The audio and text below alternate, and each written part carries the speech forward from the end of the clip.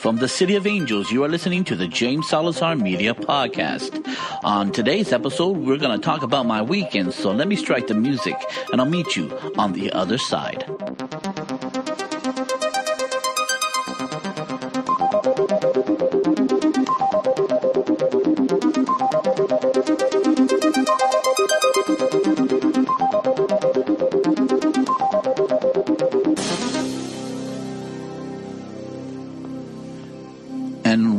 Welcome to the James Salazar Media Podcast, where pop culture and politics and futurism collides. Hi, I'm your host, James Salazar, a.k.a. The Media. Hello, savages. Another podcast, another week, and another day to get your ideas out there.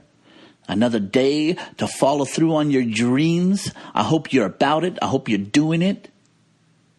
I hope you are seeing some tangible results with your hard work. I truly do.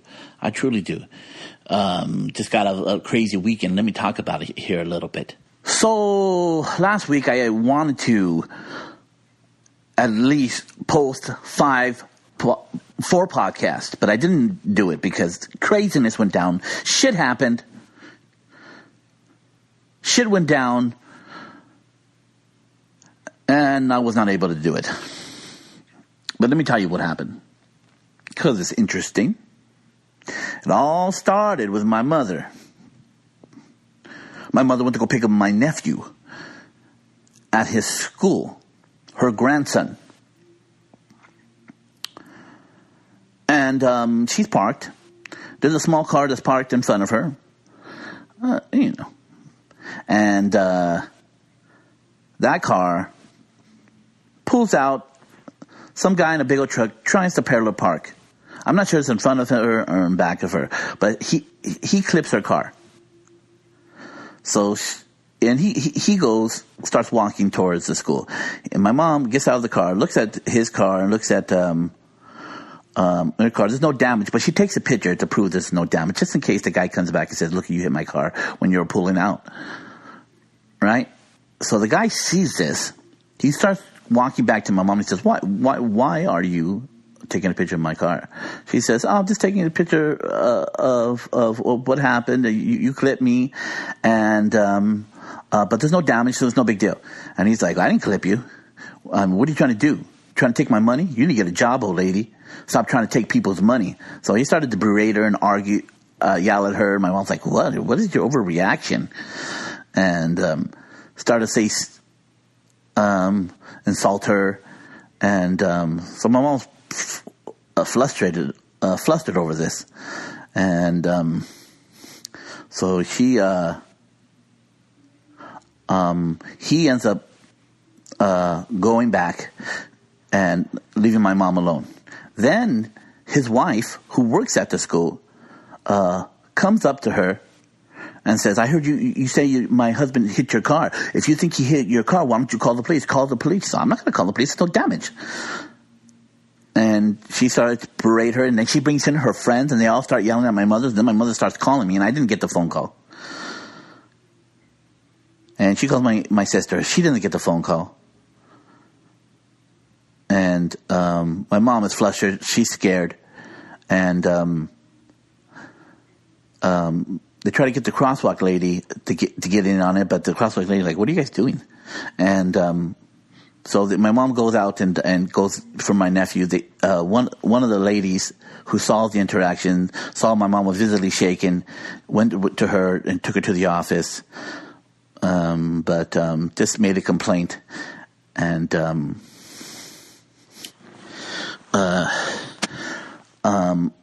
she gets my nephew and goes home. I finally call, hear what's happening. My mom's crying over the phone. So that sends me off. I'm pissed all day. Want to go over there and kill somebody. But it's all done. So this is Thursday. And my sister goes in on Friday and like a bat out of the hell and storms into the office to yell at the principal and to tell her that this person was harassing my mother and all this stuff. So that's one thing that happened on Thursday. I immediately dropped what I was doing, and I went to my mom to console her, to give her a hug, and she felt a little better by there, but she was scared because the guy made a threat towards her. He says, I see you around here. I see you here. And my mom's like, I see you here too. I don't know what you're talking about. And so that, making threats like that, doesn't sit well. So I was upset. My sister went to go handle it. She yelled at them. My sister works for 911, so she knows how to paint the picture in a way where they get them to move. So my mom's but I was upset. I was pissed the whole day. It threw me off. I didn't want to do anything. Then, while we're at my house with my mother, trying to talk out what exactly happened, my dad, who shouldn't be walking anywhere because he has Alzheimer's. Not Alzheimer's, sorry. He does not have Alzheimer's. He has Parkinson's. He has diabetes and hepatitis C. And he's on all kinds of crazy medicine, goes walking off on his own. He falls, bangs his arm, bangs his knee, and cuts his finger. He comes back all bloody. He says, I've fallen. I was calling for you guys, but no one, because we're all with my mom. He knows he shouldn't be walking off by himself and to look at something in the backyard because he immediately paid for it. So he got all banged up. He tells a joke. He said he had a fight with the floor and the floor won. We laughed a little bit, but it's not very good.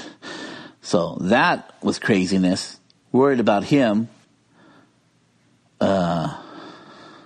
Then, when I come home that night, my TV on Thursday night doesn't work. I'm putting the plug in and out.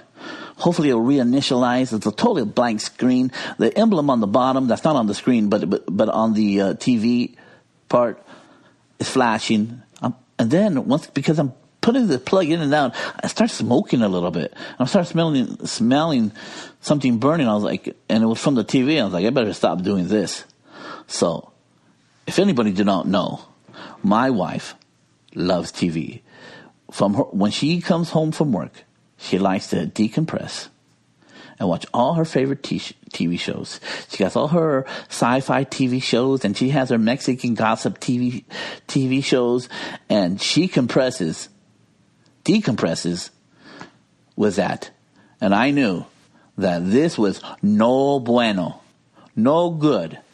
My wife coming home with no TV is a recipe for divorce.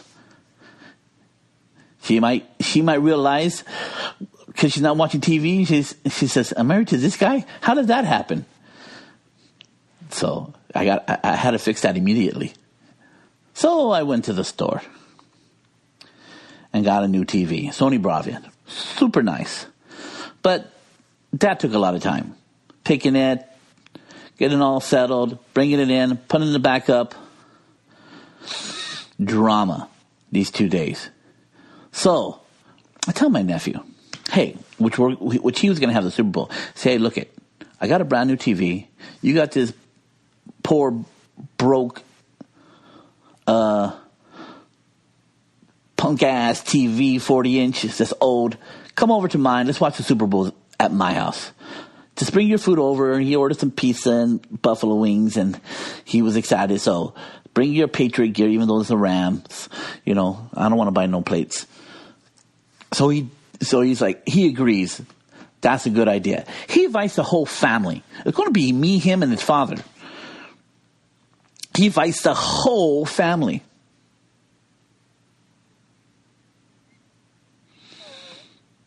$14 people. So he had to buy more food. I had to clean the house. Even better. Got 2 toilets. You got to clean both toilets. You can keep 2 people to go to one toilet, but when you have 14 people in the house, they're using all the toilets. You got to clean everything, clean all the rooms. People just start walking in places. So I was like, oh my goodness. And the buffalo wings, didn't come because they got it at Pizza Hut, which is terrible pizza. I mean, it's like it tastes acidic when you just right when you bite into it. I don't know. It's not good. And then the Buffalo Wings at the Wingstop, they go over there. They order 3 hours beforehand, and they tell them it's going to take another 3 hours. So that was terrible. They don't come with the Buffalo Wings. So we're now having a little food, but people ate the pizza, and there was pizza left over. But you want to have variety of stuff with that many people. But that didn't work out. Then the Rams lost. So I was depressed about that.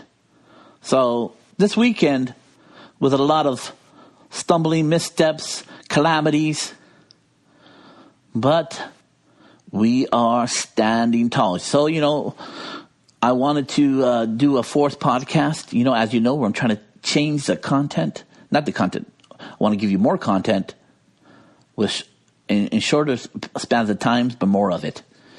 And I was almost going to get 4. I actually had it all recorded. I just needed to transfer it over to.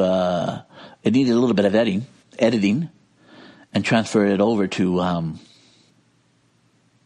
GarageBand, and then dump it into my Libsyn Holster, and boom.